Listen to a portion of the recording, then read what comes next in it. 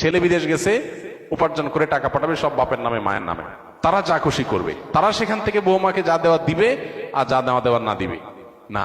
এভাবে আসলে ইসলাম মা বাবাকে এতটা অধিকার দেয় না যে সম্পদ সারা জীবন যা কামাই করবে সব বাপ মা যা ইচ্ছা তা করবে, জি না, এই সুযোগটা নেই। একটা সন্তান যখন প্রাপ্তবয়স্ক হয়, সে যখন উপার্জন করে, তার সকল টাকার পয়সা এনে মায়ের কাছে দিতে হবে, বাবার কাছে দিতে হবে, তারা যা খুশি করবে না, শরীয়ত এটা বলে না। শরীয়ত বলে সম্পদ যে উপার্জন করেছে এর ব্যাপারে অধিকার একমাত্র তার।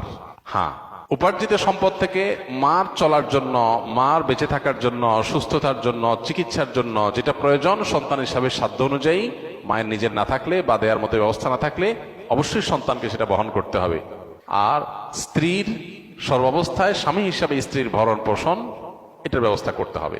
এর বাইরে উদ্বৃত্ত টাকা, সেটা ছেলে কি মাকে উপহার হিসাবে অতিরিক্ত দিবে, না স্ত্রীকে দিবে, না কাকে কত দিবে, নাকি আদৌ কাউকে না দিয়ে নিজের অ্যাকাউন্টে রাখবে, এটা একান্ত